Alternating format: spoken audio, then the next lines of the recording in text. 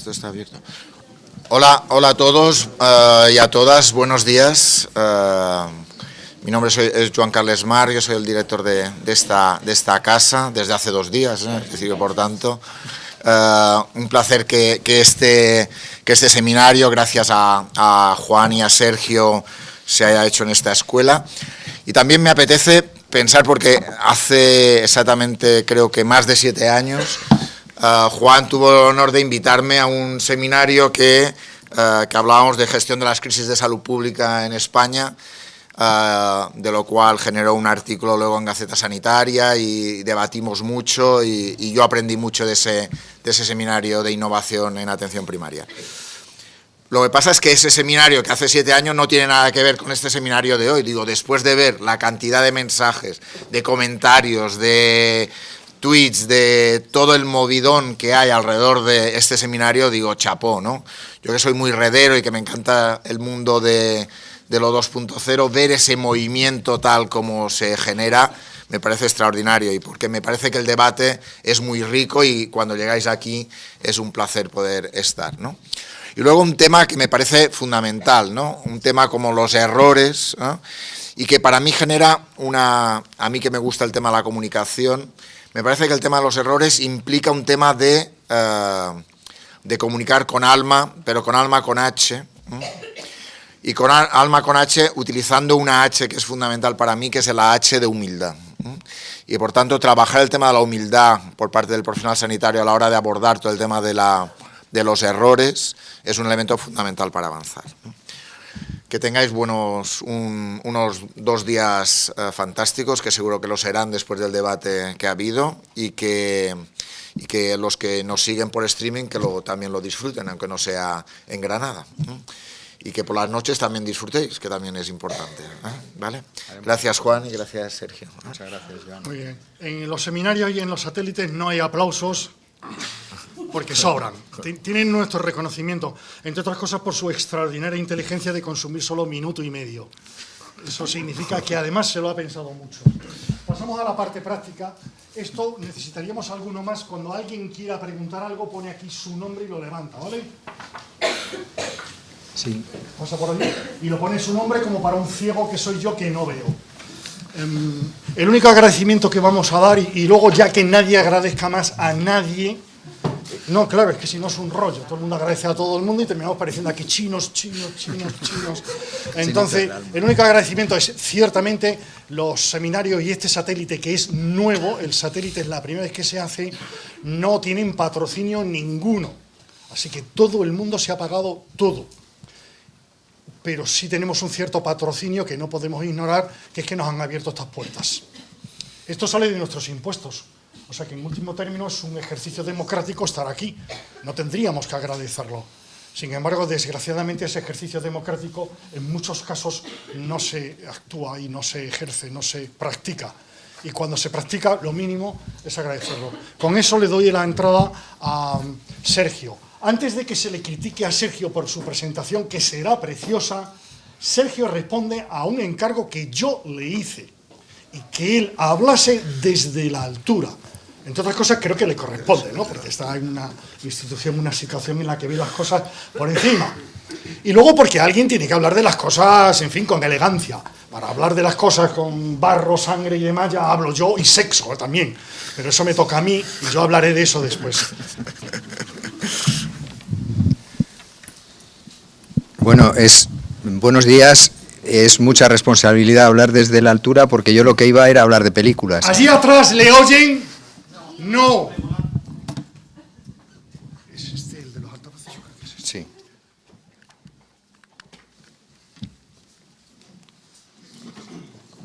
¿Ahora mejor? Bien.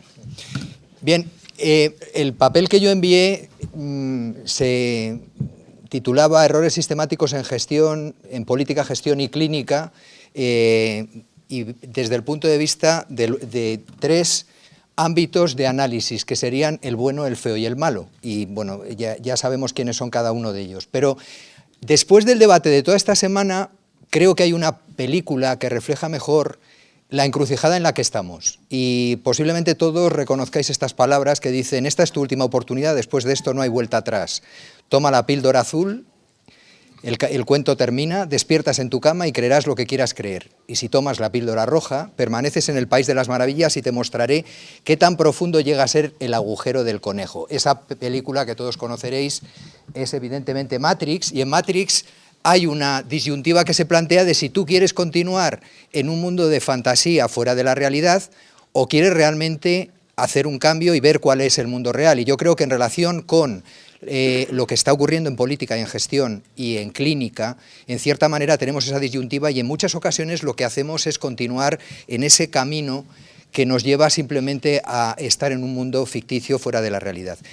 Comentaba un artículo que para mí es muy ilustrativo, de Soyania y Grinsow, que son para mí dos de los mejores investigadores sobre servicios sanitarios del mundo, y que contaban el caso de que sería totalmente impensable que si un gestor que vuelve a ser clínico y tiene, por lo tanto, que empezar a ver pacientes después de haber estado 20 años fuera de la consulta y no tiene ni idea de lo que puede tener un paciente, y pide consejo a un colega de al lado y le dice: tómate unas pastillas rojas ovaladas que ponga 250, y el hombre baja a la sala de curas y encuentra otras que no tienen nada que ver y que son rojas pero son redondeadas, y pone 100 y se lo da a un paciente, el paciente no mejora y lo publica en una revista científica, nadie se creía en una situación así. Pero eso es lo que habitualmente ocurre en nuestro sistema sanitario y en general en relación con la política. Vamos a hablar en primer lugar del malo. El malo siempre es el político. Pero previamente al político hay una fase. El político en las democracias lo eligen los ciudadanos, y los ciudadanos ya estamos cometiendo errores sistemáticos en la elección. Este es un trabajo muy interesante de Weston, que es un psicólogo americano, donde lo que hizo fue presentar a electores que habitualmente votaban republicano o votaban demócrata una afirmación de un político. Por ejemplo, a los republicanos les presentaba una afirmación de Bush que decía: haremos todo lo posible por nuestros veteranos que están en Irak. Y acto seguido les ponía una realidad, que es que, por ejemplo, Bush había reducido en 150.000 las personas que recibían asistencia sanitaria por parte de la organización de veteranos. Es decir, evidentemente era una contradicción con lo que estaba prometiendo. Y les dijo: ¿qué grado de contradicción encontráis en esto? Los que votaban republicano era solamente 1 de 4, pese a que le estaban presentando la contradicción. Los que votaban demócrata eran 4 de 4. Es decir, estamos tan condicionados por lo que tenemos en la cabeza, y además no me voy a extender en ello, pero hicieron estudios de resonancia magnética en relación con zonas del cerebro que controlan las emociones, y lo que pasa es que ante una situación de ese tipo nos vemos imposibilitados de razonar. El sistema 1 y 2 del que hablaremos ayer. Segundo, todos los políticos sanitarios de todos los sistemas sanitarios del mundo lo que hacen es buscar gente que les asesore y creer que han inventado la rueda. Y entonces normalmente empiezan a predecir: el sistema va a ir por esto, va a ir por lo otro, va a haber crisis, no va a haber crisis, es necesario cambiar porque las expectativas del sistema han cambiado, y la realidad, como ponía de manifiesto este trabajo muy conocido en lo que tiene que ver con la psicología social de Tetlock, es que los expertos en una materia, política, economía, que son los que en definitiva determinan el funcionamiento del mundo, acertaban menos que un mono. Entonces, esa es un poquito la realidad. Exactamente igual que con esto, el sesgo de planificación, que es otro sesgo que estudió Kahneman, del que hablaremos largo y tendido en estos 2 días. Y lo que decía es: la probabilidad de supervivencia real de una empresa a 5 años es aproximadamente de un 35%. Y la gente que tenía esas empresas estaba seguro de su éxito en un 60%, lo doblaban. Eso siempre pasa con los políticos sanitarios cuando llegan a tomar las riendas del gobierno y piensan que todo lo que no se ha avanzado es porque los anteriores eran idiotas y por fin ha llegado alguien que sabe lo que hay que hacer. Pero la realidad es mucho más compleja de la que muchas veces queremos saber. Un ejemplo de error sistemático.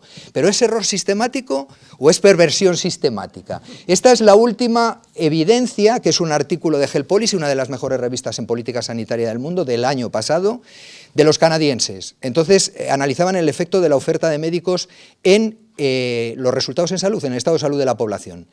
A mayor inversión en atención primaria, mejor salud de la población. A mayor inversión en especialistas, peor salud de la población. Esto ya, yo creo que la primera lo publicó, como siempre, fue Barbara Starfield, en el artículo con Xi, en Health Affairs, en el año, me parece, 2005 aproximadamente. Sistemáticamente seguimos cometiendo el mismo error, que es no invertir en aquello que es evidentemente más eficiente, si eso es realmente de lo que se trata, la eficiencia. Como decía Keynes, ahora en entredicho por gran parte del pensamiento neoliberal actual, no hay nada que le guste menos a un político que estar bien informado, porque le hace enormemente compleja la toma de decisiones. Eso me lo dijo a mí un jefe una vez, que me dijo, no, si tus informes están muy bien, pero es que son tan complejos que luego yo no sé qué hacer. Pues un poco va de ese tipo, ¿no? Pasemos al segundo ejemplo. El segundo ejemplo es el feo. El feo es el gestor, porque evidentemente pasas al lado oscuro de la fuerza. Yo estuve y volví, y es un sitio muy feo y realmente un poco vistoso, no quedas bien. Para un ejemplo del feo, esta es una isla lejana de un paraíso que eran las Islas Tana. Ya lo he comentado otras veces, pero a mí me parece fascinante. Está sacado de uno de los libros más divertidos de ciencia, que es el libro de Bromea usted, señor Feinstein, y que tiene que ver con lo que ocurrió en el Pacífico cuando los americanos montaron una cabeza de puente para la invasión definitiva o para la conquista definitiva de Japón en la Segunda Guerra Mundial. Entonces, unos nativos que no tenían ni idea de nada, que no habían visto nada, vieron que llegaban los dioses en forma de avión y les daban todo tipo de baratijas. Y realmente esa gente, un determinado día, vieron que esos mismos dioses que habían venido y les daban baratijas se van y dejan de dar nada. Y entonces, claro, intentaron que volvieran los dioses, y como veían que los dioses se ponían cocos atados con una liana, pues se pusieron cocos atados con una liana, pero claro, los auriculares esos no funcionaban. Esto lo pone de ejemplo Rosenzweig, que es también de los que merece la pena leer. Es un profesor de psicología que trabaja en Suiza y que habla de las ilusiones empresariales. La tenéis en el texto y por lo tanto no voy a insistir en ninguna de ellas. Pero lo que sí que es cierto es que gran parte de las escuelas de negocios del mundo, que son las responsables en cierta medida, y si no podéis ver Inside Job, donde se ve claramente, especialmente la Escuela de Negocios de Harvard, de lo que ha pasado posteriormente en relación con la crisis, y lo que hacen permanentemente es enseñar este tipo de cosas, que no tienen ningún fundamento científico en relación con lo que es la realidad. Otro libro fantástico, en este caso de un francés, de Golejac, que hablaba del dominio de la cuantofrenia, es decir, todas las organizaciones y especialmente las sanitarias, que les encanta copiar lo que viene del mundo del management, padecen esta patología que consiste en querer traducir todo a números. Esa es la clave de la cuestión. Como además incluso se pavonean, uno de los clásicos de la gestión de la calidad total, y pongo un ejemplo, igual que he puesto el de gestión, el de políticas en relación con la financiación en primaria, pongo este como ejemplo de la financiación de la gestión. La gestión de la calidad total es el paradigma de todos los sistemas sanitarios del mundo, el PDCA famoso. Un artículo del año pasado, muy reciente, también del grupo que lo critica Soyania. Aquí tenéis el número de artículos sobre el PDCA, que en todas partes del mundo se habla del PDCA como la clave de la calidad. 409 identificados, de los que realmente informan y por lo tanto permiten hacer algo remotamente parecido a lo que es el PDCA, que es mejora continua basado en lo que yo he encontrado, 7. Es decir, porque esto es la realidad del PDCA, es un auténtico, con todos los respetos, Cristo. Porque realmente parece que avanzas, pero luego retrocedes un montón y luego parece que avanzas un poquito, pero vuelves y te caes estrepitosamente. Esa es la realidad de la gestión. Pero en cambio, el dinero que lleva gastado todo el sistema sanitario español en gestión de la calidad, sea acreditación, certificación, modelos, etcétera, etcétera, es tremendo. Y como decía, nada menos que en llama Brooke, estamos en el final de una era que no ha demostrado para nada cuál es la rentabilidad de la inversión, que en cambio estamos permanentemente aplicando ese criterio para otro tipo de cosas. Sackett, padre de la medicina basada en la evidencia, que hizo un artículo muy irreverente y que sentó bastante mal en los círculos gestores, donde hablaba de la redesorganización. Esencialmente el modelo británico, pero se puede aplicar a cualquiera, ¿no? Entonces había indicadores claros de lo que es una redesorganización exitosa. Por ejemplo, los buenos se han ido o se han vuelto catatónicos. Esto está pasando en relación con lo que comentaba Pablo precisamente en uno de sus correos, ¿no? Los buenos están desaparecidos, la retirada liberal que decía Tudor Hart. A los ineptos les han dado un puesto seguro o similar. La clave del problema español, lo decía Forges hace muy poco, es que somos un país de mediocres. Dejemos de echar la culpa a Rajoy, a la Merkel y todos estos que la tienen, pero esencialmente es que hemos primado la mediocridad. Las decisiones importantes se posponen, las resoluciones se confunden con soluciones, esto es muy importante, Hay una resolución 28/47, el número de administradores se duplica, se remodelan las oficinas y eso sí, las ventanas dan a montañas y océanos, para estar relajados. ¿Qué es la gestión sensata? Lo dice Rosenzweig. Primero, esto es muy difícil y no tienes ninguna seguridad de que vaya a pasar nada. Las buenas estrategias entrañan riesgos, la ejecución es evidentemente muy incierta y la suerte tiene un papel fundamental, pero tienes que gestionar como si no fuera tan importante, pero realmente lo es. Y por último, en relación con el bueno entre comillas, y lo decía muy bien Pablo, cuidado con el bueno, porque el bueno de los estudios de investigación que pomposamente gastamos esa cantidad en el mundo, según el artículo de Ioannidis en Lancet, el 85% de ellos es despilfarro, porque evidentemente lo que hacen es aplicar el nuevo ciclo de las pestosas, que consiste primero en fabricar la pastilla, crear la enfermedad, financiar el estudio, publicitarlo y finalmente crear o generar demanda social para eso. Richard Smith, el antiguo editor del British, ahora en PLOS, hablaba precisamente de la manipulación de los estudios científicos por parte de la industria farmacéutica con la aquiescencia de las revistas científicas, especialmente de las de impacto. Y lo que proponía era más financiación pública, dejar de publicar ensayos clínicos randomizados en revistas científicas y crear webs para intentar controlar todo este barullo.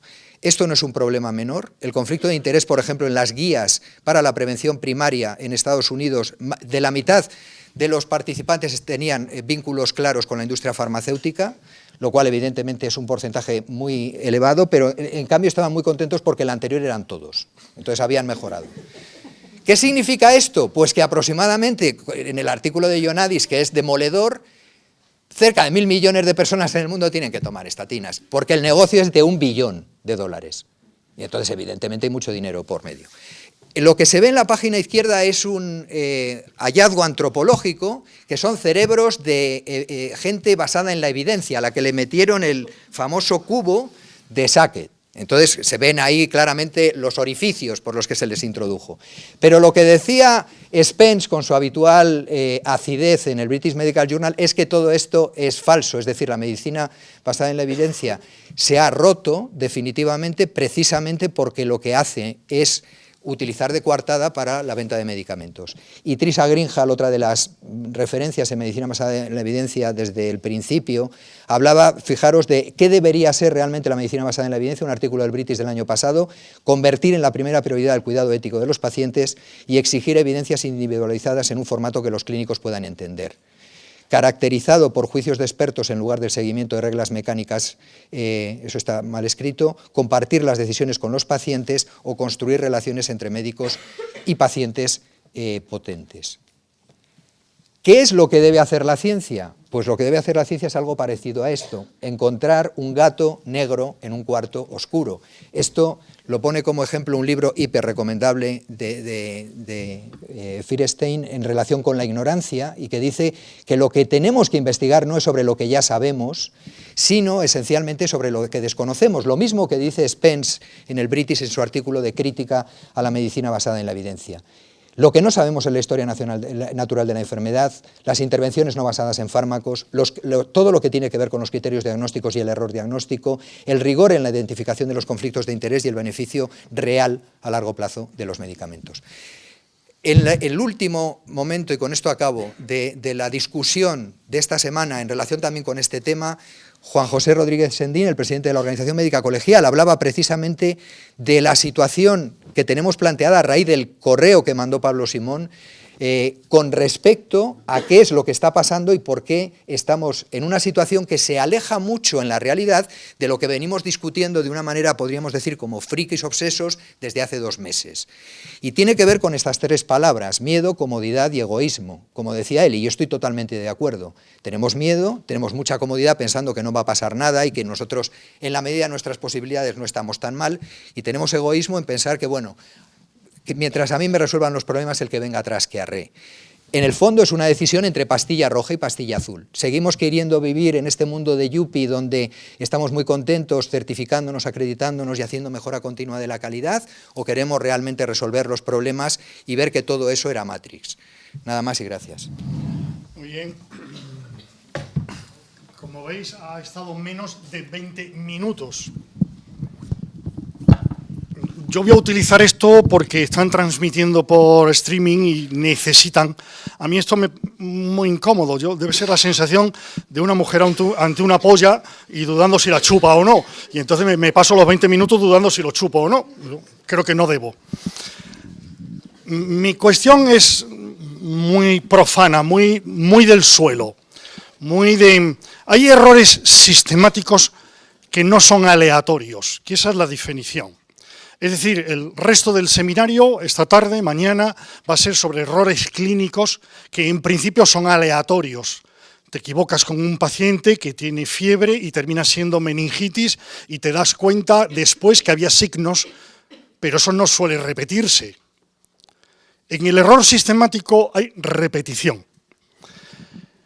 Casi todo el mundo aquí, hay alguien que no.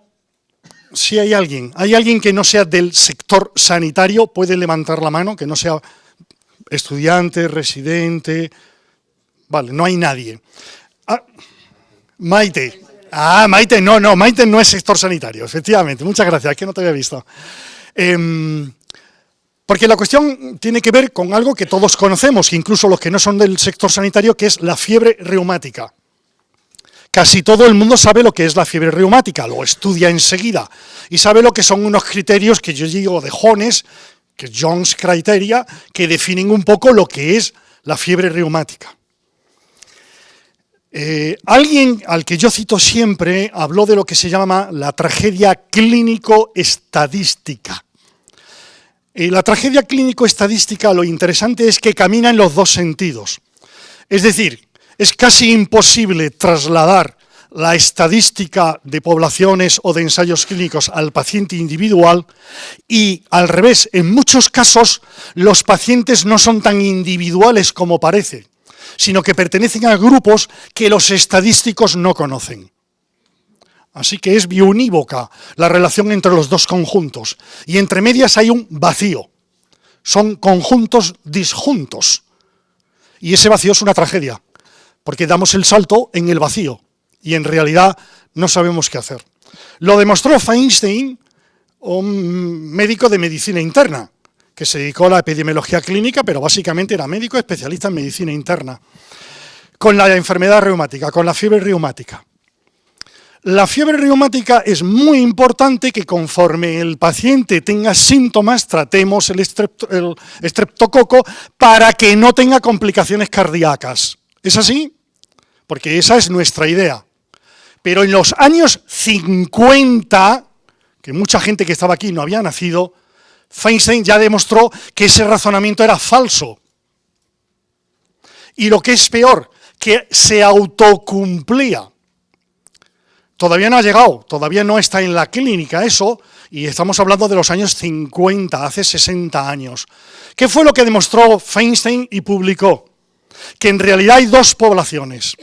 Una son los pacientes con fiebres reumáticas que tienen síntomas reumáticos, que son los que tratamos, entre otras cosas porque tienen síntomas sugerentes y cumplen los criterios. Y dos, los pacientes que no tienen síntomas o son muy inespecíficos y son los que tienen enfermedad cardíaca. Así que por definición estamos perdiendo el tiempo. Y lo estamos perdiendo el tiempo sistemáticamente. Estamos dedicando los esfuerzos a los pacientes que tienen síntomas reumáticos y convenciéndonos, nos retroalimentamos, que por haberlos tratados no tienen enfermedad reumática, en el sentido cardíaco. Lo cual perpetúa el engaño hasta hoy. Esto se ha demostrado tristemente además en la India, en un estudio potente y muy largo, con análisis cardíaco, con eco, demostrando clarísimamente que está infradiagnosticado la población que tiene daño cardíaco por fiebre reumática. Ese es un error sistemático. Porque por buen clínico que sea yo y esté atento a cualquier paciente, niño, que tenga síntomas reumáticos y lo trate precozmente, se me van a seguir escapando los pacientes que van a desarrollar fiebre reumática cardíaca porque ni lo pienso, ni me lo han enseñado. Eso le dedicó Feinstein en los años 60 varios estudios y el Lancet le dedicó una serie en el que hay un artículo en concreto en el que cita del orden de 3 o 4 o 5 veces la tragedia clínico-estadística. Y sin embargo, de la tragedia clínico-estadística no se enseña. Esos son los errores sistemáticos. Los errores que explican lo inexplicable. Y es que los médicos nos convertimos en agentes tóxicos. Tóxicos mortales. Y Virchow lo dijo, y cuando lo oyes te suena a bestialidad. Virchow dijo que si el médico asiste al entierro de un paciente, en muchos casos la causa va detrás del efecto. ¿Se entiende lo que dijo Virchow? Que cuando tú lo oyes, hombre, ¡qué bruto! Pero no, qué bruto, no. Es continuo, y lo que es peor, ni lo identificamos ni pedimos perdón, que es inexplicable. Porque podemos cometer errores. En general, considero que los beneficios que aportamos superan los maleficios, los daños. Pero hay que reconocer los errores, hay que pedir perdón. El dormir boca abajo multiplicó por 25 la muerte de los niños por muerte súbita, los bebés. Por 25 significa que en Holanda pasó a morir 5 niños a 125. ¿Quién ha pedido perdón por los miles y probablemente en el mundo millones de niños que murieron por muerte súbita? Porque se puso de moda entre los pediatras recomendar dormir boca abajo. Nadie. Nadie ha pedido perdón. Y nadie se atribuye la culpa. Pero fueron los pediatras los que transmitieron el consejo a la población, a los niños. Y salieron impunes. Tenemos la misma situación que en la política española, que el problema no es que haya corrupción, es que hay corrupción impune. Pues nosotros somos corruptos impunes, como el PP, como el PSOE, como CiU. Así que los podemos criticar, pero somos iguales. Estamos hablando de niños, de bebés. Pongo el ejemplo, porque de vez en cuando, yo no he sido nunca comunista, siempre muy de izquierda. Los comunistas me parecían excesivamente blandos, así que para dejarlo claro. Pero los comunistas han tenido alguna ventaja. Y pongo el ejemplo de la República Democrática Alemana, porque es que aquí ahora parece que el comunismo fueron todos desventajas y el capitalismo fueron todos ventajas. Y pongo el ejemplo de los niños durmiendo boca abajo en la República Democrática Alemana. En la República Democrática Alemana las guarderías eran muy importantes. Y eso se nota hasta hoy, si alguien ha estado, que aquí hay alguien que ha estado en la Alemania actual, en el que todavía la población de la República Federal, es decir, de la que era occidental, libre, sigue viendo muy mal el llevar los niños a la guardería, porque les recuerda el llevar los niños a la guardería en la Alemania comunista. Y de hecho, en la Alemania libre se hablaba de las madres cuervos. Cuervos porque dejaban a los niños en las guarderías para ir a trabajar con los comunistas. ¿Se comprende la actitud social? Bueno, pues donde las madres eran cuervos, donde se dejaban a los niños a la guardería, también leían los artículos de la ciencia occidental. Así que en el 71 llegó la norma de que los niños a partir de ese momento iban a dormir boca abajo porque se había demostrado que disminuían la muerte súbita.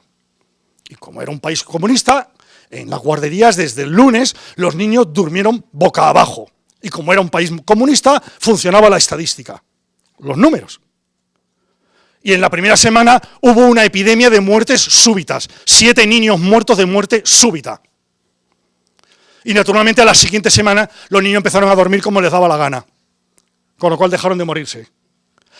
Durante 20 años en la frontera de Alemania seguían muriendo los niños de muerte súbita.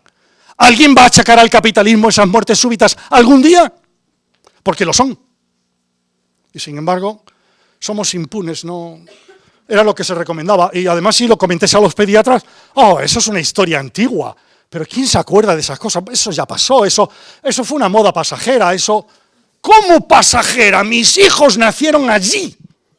Y lo que hay que tener para delante del consejo de tu compañero pediatra, éramos estudiantes, que te dice el niño tiene que dormir boca abajo porque así no morirá de muerte súbita. Decir, mis niños no no duermen boca abajo. ¿Y si uno de nuestros hijos hubiera muerto de muerte súbita? ¿Nos hubiéramos suicidado por no haber seguido el consejo del pediatra? Porque detrás de las decisiones de los pediatras podrían ir incluso eso. Suicidios de padres que no hubieran seguido el consejo y su hijo por casualidad o por aumento hubieran muerto de muerte súbita. Así que el problema que tenemos con los errores sistemáticos en la clínica es que son difíciles de observar y facilísimos de olvidar. En el debate yo he recordado la calcitonina. La calcitonina, una hormona que todo el mundo primero se inyectaba y luego se lo ponían como los que toman cocaína, pero daba menos gusto, porque si hubiera sido cocaína yo lo hubiera recetado, pero no daba ningún gusto. Y se lo estuvieron poniendo durante años, y años, para la osteoporosis. Hasta que la Agencia Europea del Medicamento lo retiró porque producía cáncer. La Agencia Española del Medicamento lo retiró porque producía tumores. Y las palabras tienen mucho significado. No, producía cáncer en el exacto término. Se ha olvidado la historia del calcitonina. Ya parece que es cosa, claro, de viejos, de jubilados, pero si ahora lo estáis haciendo con el ralenato, si ahora lo estáis haciendo con los bifosfonatos, pero si es lo mismo, pero si estáis en el mismo rollo, solo que ahora la moda es distinta. Y cuando una moda pasa de moda, se olvida completamente. De manera que no hay recuerdo. Y si no hay recuerdo, no hay enseñanza. Y a los estudiantes se les niega eso, y a los residentes... Y repetimos. La moda de dormir boca abajo no tenía fundamento científico ninguno. Y tiene mucha importancia porque cuando pensamos en el daño que producen los errores sistemáticos, tendemos equivocadamente a pensar en medicamentos. Y por eso en mi resumen van 3 ejemplos, uno de medicamentos, pero 2 no son de medicamento. Nuestros consejos son peligrosísimos. Nuestra lengua es lengua de víbora y mata. Lo dice en el refrán que más mata la lengua que la espada. Pues es cierto, por lo menos la lengua del médico. Así que no pensemos solo en la maldad de la industria farmacéutica y de cómo nos engañan. No. El otro ejemplo que pongo es el ejemplo de los trasplantes de médula a cerebro. Ese ejemplo lo he empleado en un curso que se organiza ahora para periodistas. Y lo he empleado porque me he molestado en repasar la prensa española acerca del trasplante de médula suprarrenal a caudado para el Parkinson. Se publicó en el ensayo clínico y se publicó en el New England y era espectacular. Solo 2 pacientes, pero era espectacular el vídeo, en el que los 2 pacientes son jóvenes y no pueden literalmente moverse de la mesa, le hacen la operación y andan. Claro, es un ejercicio antes-después. Exactamente con los que te anuncian la crema esa que te reconstruye la piel, ¿no? Idéntico. Que no tiene ningún valor científico, no controla ninguna amenaza a la validez interna, ninguna amenaza a la validez externa, pero se publicó en el New England. Luego hizo un neurocirujano mexicano, excelente neurocirujano, pero yo lo metería en la cárcel y le cortaría las manos. Bueno, no sé, se las ataría a la espalda, tampoco es cuestión. Bueno, y algún rato se las soltaría para que se masturbase, porque en la cárcel por lo menos que... Pero algo parecido, porque era muy buen neurocirujano, pero no sabía nada de ciencia, ni tenía historial de investigación, ni nada. Era un cirujano atrevido. Por su atrevimiento se operaron a miles de personas en el mundo con el trasplante de médula suprarrenal a cerebro, con un 20% de muertos y sin ninguna eficacia. Lo peor fue que cuando ya se empezó a abandonar 2 años después, porque se demostró enseguida que no servía para nada, en España el doctor Madrazo estaba con entrevistas geniales de Milagros Pérez Oliva en El País. Con lo cual seguimos haciéndolo en España muchos años más. Y esa es la lección. Y cuando se demostró que era una brutalidad, El País no publicó nada. Los periodistas son también impunes. Y no podemos tolerarlo, porque parte de la mediocridad es no exigir responsabilidades. Usted se ha equivocado. Podemos suponer en último término que no tenía mala intención, pero usted corrige el error. Usted lo publica. Esto no sirve para nada. Se publicó el ensayo clínico en el 2001. Hay que tener mucho, lo hizo Fan, claro, un tipo excepcional de Nueva York, que ya conforme salió el primer artículo dijo que eso no funcionaba. Fan hizo una brutalidad, que dijo esto se resuelve con un ensayo clínico. ¿Cómo con un ensayo clínico? Sí, señor, un ensayo clínico. Alguien que no sepa, yo le mando a mis pacientes. Y al azar, a unos les opera y les pone el trasplante, les abre el agujero, les inyecta, y a otro hace lo mismo sin inyectar nada. ¿Se comprende lo que es lo que se llaman operaciones fantasma? Lo único que le hicieron fue el agujero, pero le hicieron el agujero. Así que no hubo diferencias. Te dicen, no, es que éticamente no se puede hacer. Lo que no se puede hacer es seguirlo haciendo sin un ensayo clínico. Se publicó en el 2001. Hay que hacer ensayos clínicos. Y el tercer ejemplo que pongo, pero igual que lo de dormir boca abajo, continúa, porque ahora, como los niños duermen boca arriba, los niños tienen la cabecita deforme, como yo. Yo siempre he tenido la cabeza deforme, otras cosas no, pero la cabeza la he tenido siempre deforme. Y entonces ahora les ponen unos cascos, que le llaman platicefalia. Los torturan a los niños y no tiene ningún fundamento científico. Y estamos hablando de nuevo no de fármacos, no de industria farmacéutica, no de los malos. Porque los trasplantes continúan. En el momento actual puedes ir a la India, a China, perdón, con un catéter que tienes que llevar ya puesto y te inyectan células madres en el caudado o en la nigra, si tienes enfermo de Parkinson. Yo entré para comprobar lo que seguía en el 2015 cuando mandé, y siguen. Hay centros en China de máxima categoría científica que admiten enfermos occidentales que ya vengan preparados con la cánula para inyectarles directamente células madres en la sustancia negra. Cobran $60.000. Así que si alguien lo quiere, $60.000. Es barato para humo.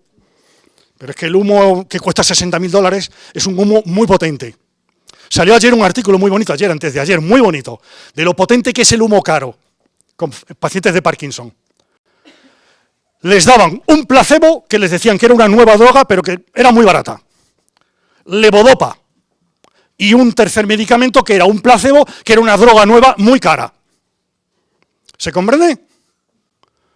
Pues el efecto de la droga, que era placebo, muy cara, era igual que el de la levodopa.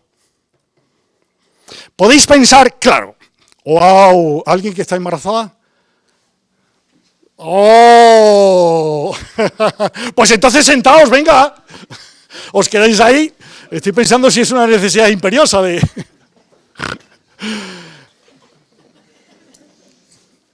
¿Podéis pensar que es la cuestión psicológica? No.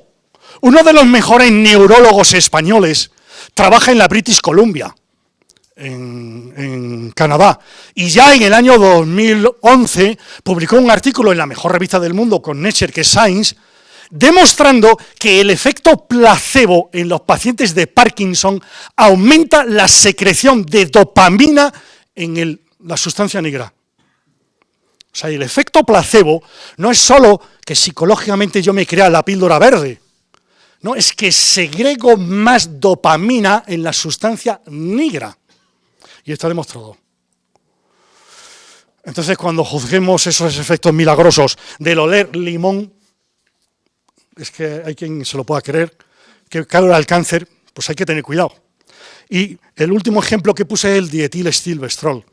El dietilestilbestrol, el problema que tiene es que actúa 25 años después. El dietilestilbestrol lo tomaron las mujeres españolas aproximadamente en los años 70. ¿De acuerdo?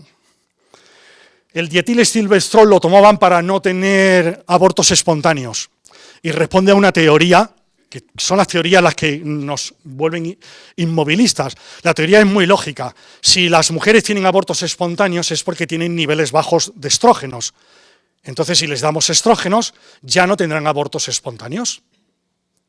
Y era tan fuerte la teoría El medicamento se llamó en España Protectona, porque claro, protegía a la mujer. O sea, que es que las palabras son muy importantes. La Protectona se dio a las mujeres para protegerlas y que no tuvieran abortos espontáneos. La consecuencia fue que 20 años después, 16 años después, si habían tenido un embarazo de niña, la niña desarrollaba cáncer insólito de tracto genital inferior. El primer tipo que se dio cuenta de que aquello era rarísimo fue en el Massachusetts Hospital, ¿eh? O sea que algunos hospitales tienen fama por algo. Cuando vio a una niña con 16 años con un cáncer vaginal. Cuando eso ultra raro se ve en mujeres de 40, 50 años.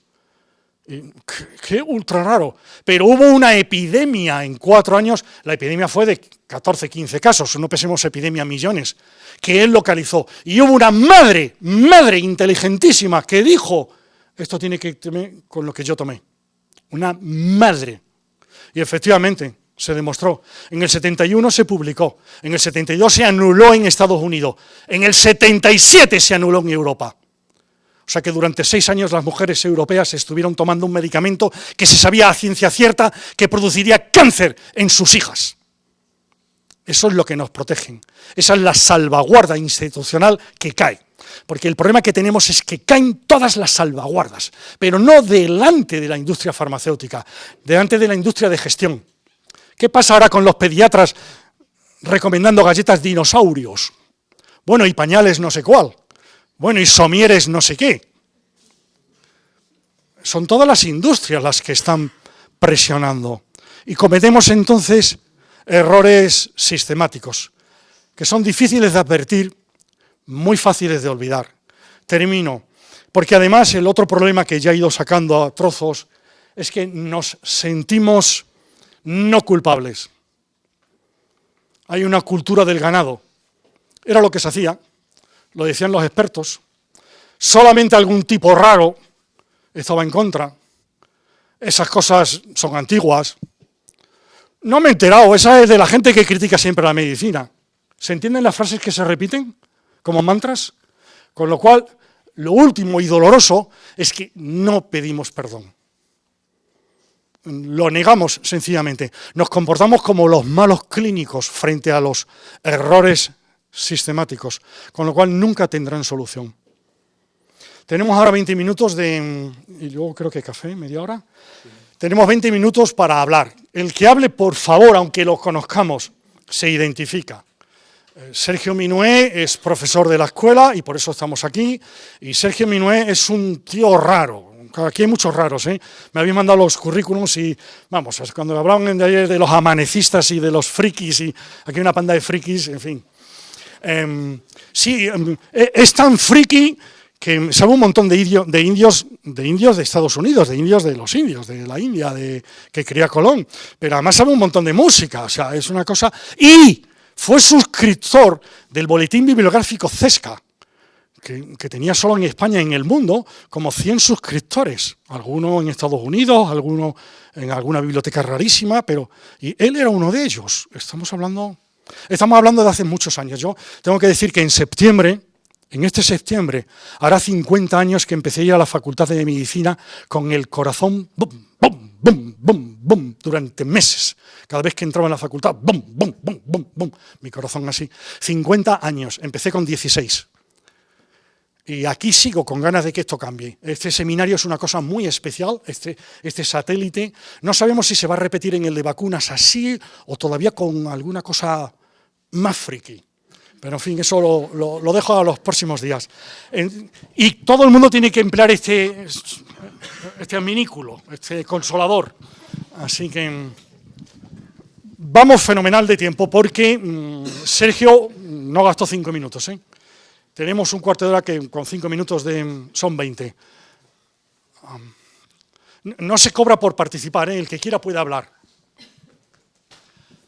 Pablo. Hay que presentarse. Sí, un poquito. Bueno, yo me llamo Pablo Simón, soy médico de familia.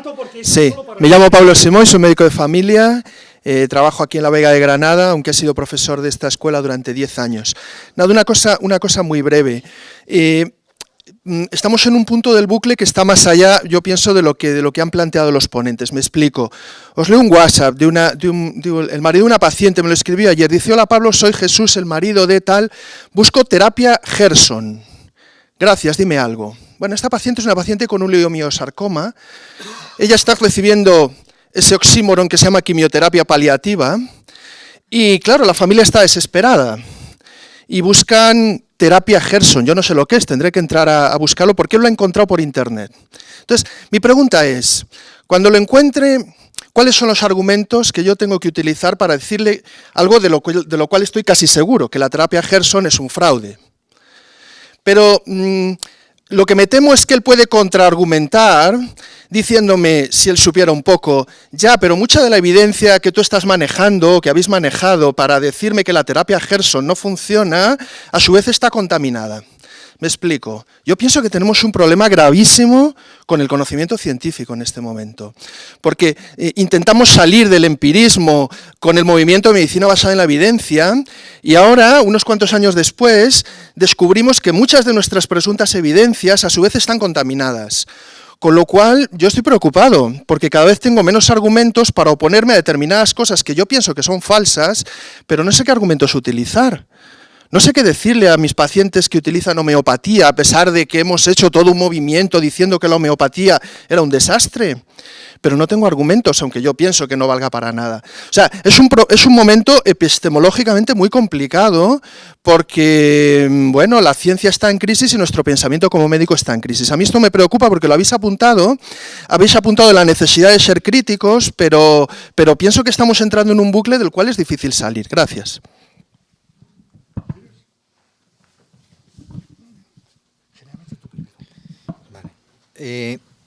No sé si se oye. Lo que preguntas yo creo que es absolutamente relevante, pero es muy curioso que en cambio no está en el debate. O sea, hay muchos debates ahora encima de la mesa, pero no está el debate de que el artículo de Ioannidis es de hace casi 10 años. Estamos hablando de que nadie le ha refutado en el sentido de que la mayor parte de los artículos científicos son fraudulentos o son falsos o tienen algún tipo de fallo que invalida todas sus conclusiones. En cambio, eso no está en el debate. Yo creo que una de las razones es porque la investigación es una industria en sí misma, es exactamente lo que decía Juan, no es solamente la farmacéutica, que es donde focalizamos el problema, ¿no? Es la farmacéutica, es la industria tecnológica, es la industria del diagnóstico y es la industria de la investigación. Si os fijáis, además, funciona como el resto de las industrias. Buena parte de los gobiernos fichan científicos como si fueran grandes futbolistas y en ese sentido les montan además magníficos laboratorios que en el momento en que hay falta de fondos pues evidentemente empiezan a languidecer y el futbolista estrella se va a otro sitio, ¿no?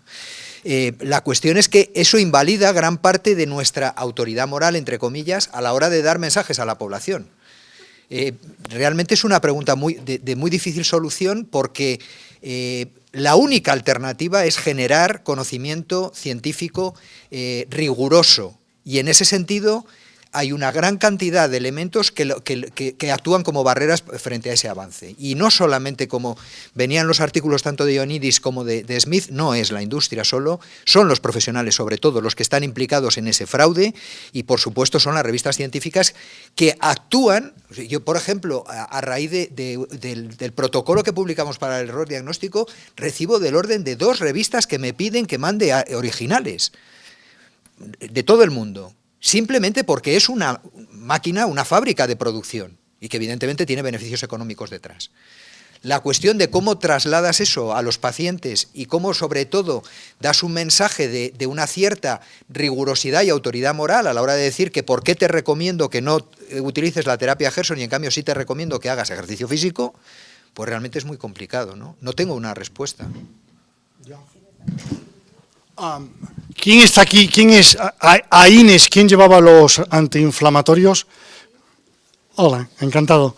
Es que tú preguntaste un poco desesperada cómo finalmente tener alguna certeza. Y cómo, primero, tenemos la certeza del error. Así que la única que puedes tener es la que yo intento tener, que he hecho más bien que mal. Que cuando me he jubilado, los pacientes míos que se han beneficiado de mis... son muchos más que los que han sufrido las consecuencias de mis errores o fallos, ¿de acuerdo? Uno. Y dos, sí hay algunas certezas. Y además se publican. Tienes que intentar ir por los caminos que no son los trillados. Yo tengo hijos de vuestras edades, bueno, y un nieto que tiene 19 años, que está en segundo de medicina, de 20, que ha cumplido ya, que está en segundo de medicina. De manera que tienen capacidad de criticarme y me critican, claro, Pablo, porque a mí me ven con los alternativos. Y yo le digo, es que, ¿tú crees que es peor verme con los alternativos que con la gente de la Escuela de Granada? ¿O con la del Ministerio? ¿Tú crees que es peor? Porque yo no estoy seguro. Tuve un debate, hay una lista que es gratis, que pagamos también con nuestros impuestos, que se llama DISMON, de Disease Mongering, ¿de acuerdo? DISMON. Bueno, yo mando ya todo a DISMON y a farmacríticos, o sea que si estáis en farmacríticos también sirve. En el que tuve un debate en DISMON fuerte con Luis Carlos Silva. Tenéis que aprender nombres. Luis Carlos Silva es cubano y probablemente uno de los mejores epidemiólogos del mundo. Luis Carlos Silva. Y tuvimos un debate de casi 2 meses, en el que a propósito de la iniciativa No Sin Evidencia, en la que yo participé, pero yo dije, no sin evidencia, la homeopatía, flores Bach, etcétera, y condroprotectores, stent, etcétera. O sea, yo considero pseudociencia los trasplantes que se siguen haciendo cerebrales. Eso es pseudociencia. ¿De acuerdo? Pues, al plantearlo así, Luis Carlos Silva tomó una actitud de científico. Y durante 2 meses le mantuve el debate de que la ciencia es tan pseudociencia como la pseudociencia. La consecuencia fue, porque también hablamos del Tamiflu, que me invitó a escribir el artículo que se publicó en la revista cubana de salud pública sobre la saga del Tamiflu. O sea que, en último término, yo obtuve una ventaja que me publicaron ese artículo que si no, no me lo hubieran publicado. Pero a cambio hay certezas. Luis Palomo, que está en el satélite, demostró en el 80 y muy poco que no había que revacunar del tétanos. Y lo hizo como se manda a Dios, que era médico de pueblo. Ser médico de pueblo tiene muchas ventajas. Pidió un FIS, un fondo de investigaciones, e hizo seroprevalencia a todos los del pueblo. Y para su asombro, haberse vacunado hacía 40 años, mantenía niveles de seroprevalencia suficientes. Lo publicó. Al tiempo se publicó en el Lancet también artículos que demostraban lo mismo. Inglaterra desde aquel momento pasó a las 5 o 6 dosis en la infancia, recuerdo a los 65, y en España todavía no ha llegado, aunque el Ministerio ya lo ha dicho hace 3 años. Y cuando el Ministerio lo dijo, no citó el trabajo de Luis Palomo. Porque esto tiene que ver con nuestras presentaciones. En nuestras presentaciones lo que hay mucho, Pablo, es el sesgo que se llama de Rosenthal. También de Pigmalión. Pigmalión, el que esculpió a Galatea, y Afrodita le concedió que se transformase en mujer. El mito de Rosenthal es terrible, el sesgo de Rosenthal. Porque además él lo hizo con alumnos, luego se ha hecho con ratas, pero él lo hizo con alumnos negros. Entonces, vio alumnos negros, los distribuyó al azar. Y cogió a algunos al azar. Y le dijo a los profesores, estos son excepcionales. Estos son superdotados al empezar el curso. Y cuando terminó el curso, los niños que habían sido superdotados eran superdotados. Lo que es peor, los niños que les había dicho, y estos son muy malos, eran horribles. Es lo que se llama el sesgo de Golem. El golem, el monstruo que se transforma cada vez en peor. Así que si yo pienso que esto no tiene arreglo, no lo tendrá. Porque es la profecía autocumplida, se llama Rosenthal. Entonces, Mercedes creo que intervino a este propósito en el debate y pidió un poco lo que nosotros pedimos siempre a los alternativos. Hombre, tenga autocrítica. Pero fijaos que nos incluimos como alternativos los oficiales. Tenga autocrítica. No creas en milagros. En fin, los milagros existen. Quiere decir que de pronto alguien... Bueno, pero no creas en milagro. Y 3, no te hagas rico. No te hagas rico. ¿Se comprende? Y si eres autocrítico, no crees en milagros y no te haces rico, pues la verdad, si le dan una galleta, el brujo que hay en Toledo, y tomando la galleta se mejoran, pues bendito sea Dios, que vayan a tomarse la galleta. El problema es cuando la galleta vale $500.000 euros y hay que hacer una colecta familiar para pagar el $500.000 euros, ¿se comprende? Y cuando además le prometen que con la media galleta ya se cura todo. Termino. Yo, por ejemplo, en fin, claro, ¿Qué coño voy a pedir yo excusa? Quiero decir, yo he estado con la monja Teresa Forcades, con nuestra compañera y doctora en medicina, ¿de acuerdo? En Montserrat, ¿vale? Y tuvimos una reunión con alternativos, claro, sí, por supuesto. Y Teresa Forcades es una mujer muy prudente. Entonces, cuando alguien hablaba de algún remedio mágico, podríamos decir beber el agua de botellas de Lanjarón, Teresa decía, hombre, sí, bueno, algunos casos puede curar. Y el otro decía, no, todos. ¿Se comprende la diferencia? Bueno, pues yo creo que si estamos ahí, no pasa nada. Por cierto, el 30% de nuestros pacientes utilizan esas terapias. El 30%. Sin distinción de nivel económico, ni intelectual, ni formación.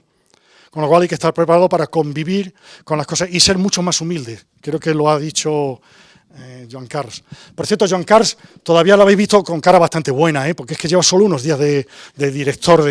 Si lo vemos dentro de un año ya veréis, en fin, bueno, un año, ¿no? Una perspectiva muy larga. Siguiente. ¿Cómo se ve que el satélite es nuevo? En el seminario es imposible parar a la gente preguntando y diciendo. Esto, como diría el Alan Greenspan, el del Banco de Estados Unidos, si no me hacéis preguntas, si no nos hacéis preguntas, es que no nos habéis entendido. Porque con las barbaridades que hemos dicho... Bueno, yo voy a hablar porque no hablaba nadie, porque en realidad sois vosotros los que tenéis que hablar. Soy Mercedes Pérez Fernández y bueno, yo lo único que quería decir es que después de 40 años casi de ejercicio profesional como médico de cabecera, lo que vale para mis pacientes vale para mí.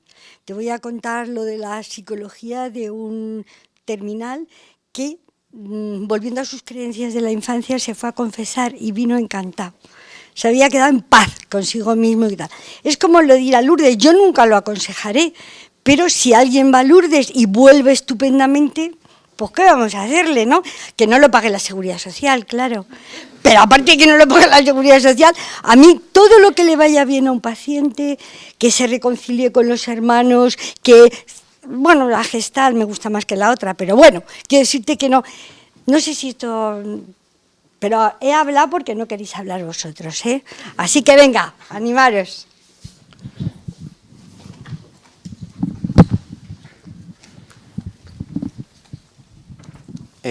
Hola, buenas. Bueno, soy Francisco Ángel Guirao, residente... ¡Francisco José Guirao! Ángel. ¡Ángel! Ay, perdón, grito.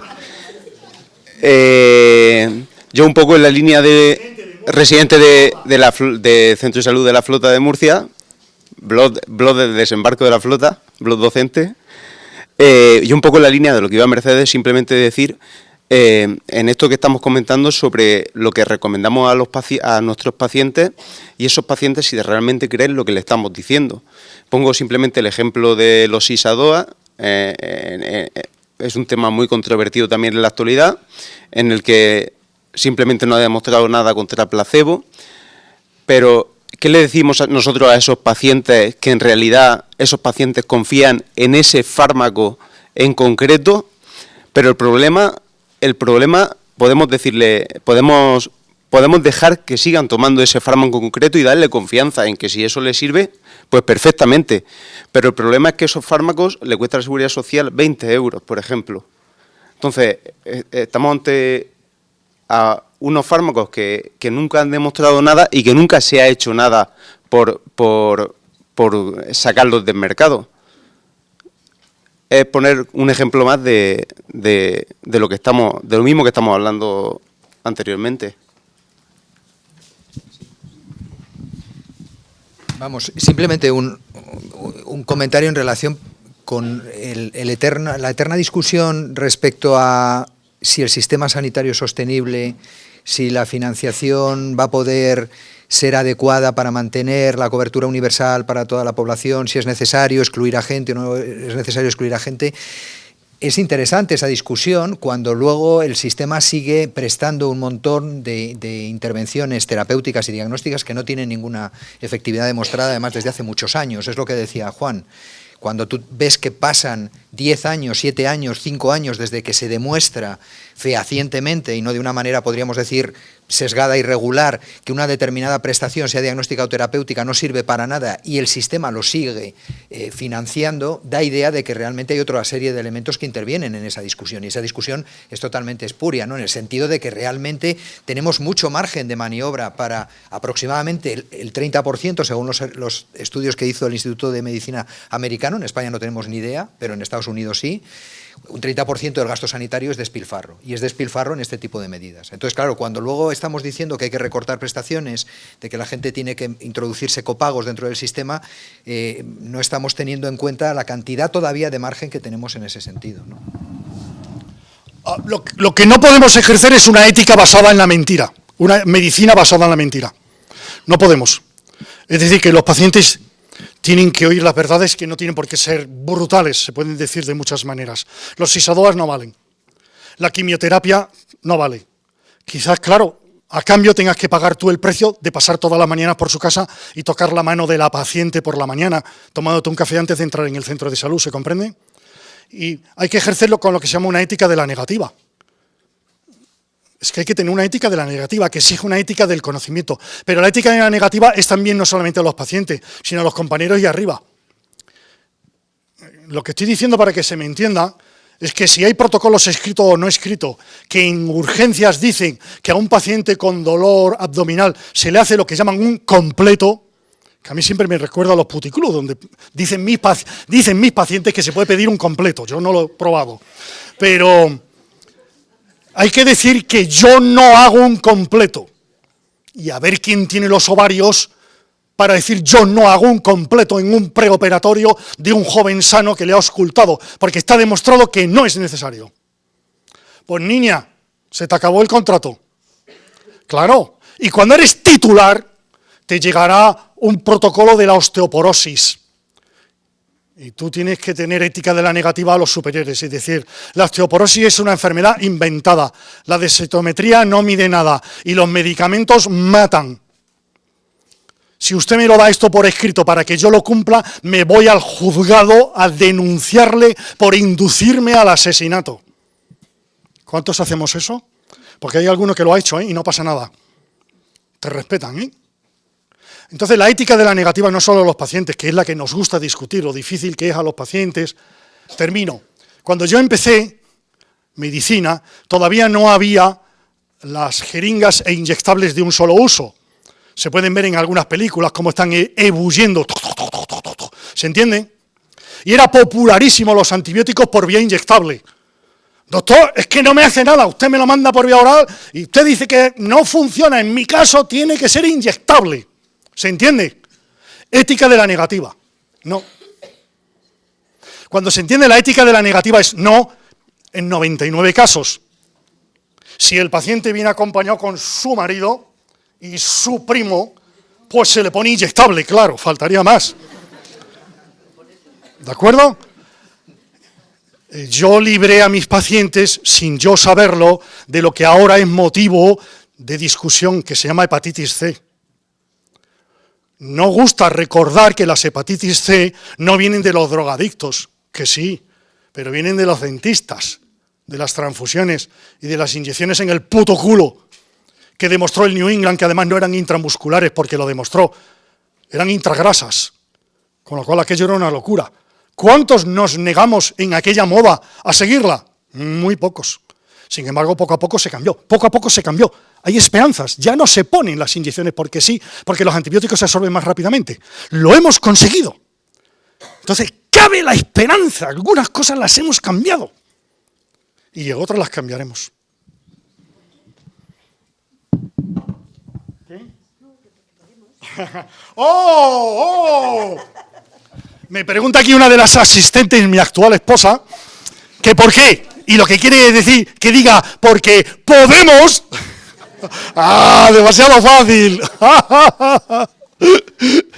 Bueno, creo que son 5 minutos. ¿Hay alguna pregunta extremadamente inteligente? Claro. 3 preguntas las ponemos juntas. Mi pregunta... No, espera que me... Ya, sí. Bueno, que mi pregunta no es inteligente, así que paso a la siguiente. Porque solamente es una reflexión. Soy Rosa Magallón, médico de familia de Zaragoza. Mi pregunta es una reflexión sobre los fraudes que hemos comentado, del fraude de la investigación y del fraude de la industria farmacéutica. Y has hecho, y Sergio también, pero sobre todo Pablo, una reflexión que a mí me pasa muy a menudo con mis pacientes. El tema del fraude de todas estas gentes que se dedican a timar a los pacientes en estado de desesperación y que de las cuales no tenemos ninguna evidencia. Y a mí a veces me surge un poco la duda de que comentaba Mercedes, si le va bien al paciente, si le va bien al paciente subjetivamente, pero si le sacan los cuartos o si no tenemos evidencias de eso, y yo no sé cómo afrontar a veces esas cosas. Y luego también el fraude que se está produciendo desde la industria farmacéutica hasta otro tipo de industrias, la industria alimentaria, el Danacol, el Actimel, que además lo recomiendan los pediatras con mucha fe, y los cascos que tú has comentado, ¿no? También es otro tipo de cosas que también son para que no hay evidencias y que también son medicalizaciones. Hola, buenos días.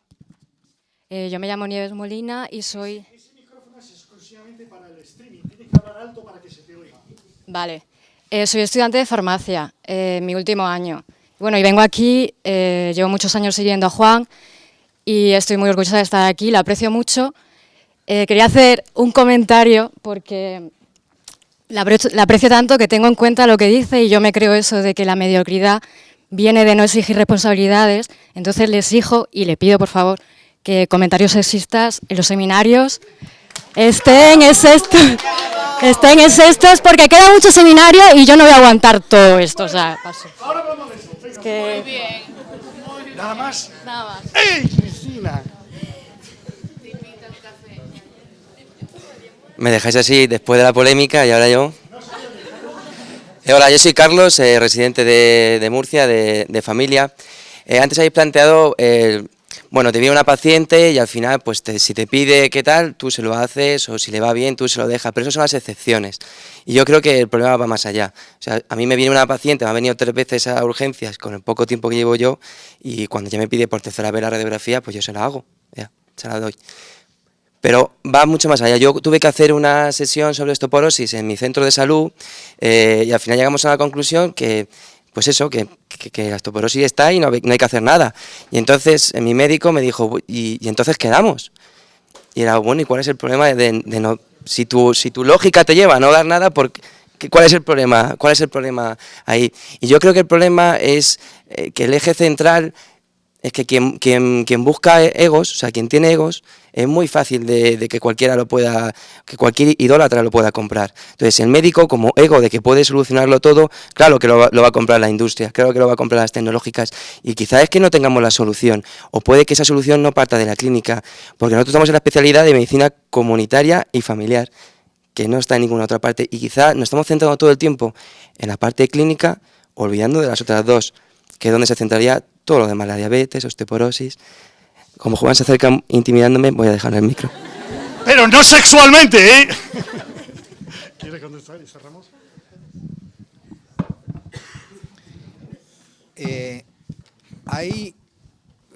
Vamos, yo creo que en todo lo que llevamos comentado en este pequeño rato, sí,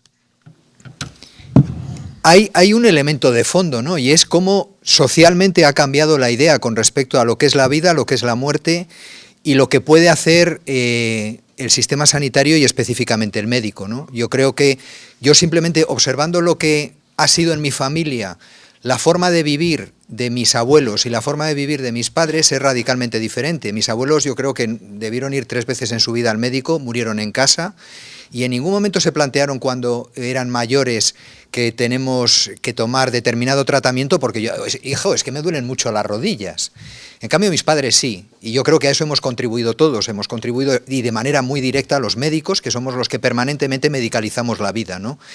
Y en ese sentido me recuerda en uno de los libros más bonitos que tiene Bauman, habla precisamente de que hay tres tipos, podríamos decir desde el punto de vista metafórico, de establecer las relaciones y en cierta manera de orientar la toma de decisiones. Uno tiene que ver con lo que él llamaba una primera generación, que es esencialmente el cazador, y el cazador se dedica a tirar tiros fundamentalmente y por lo tanto matar todo tipo de bichos.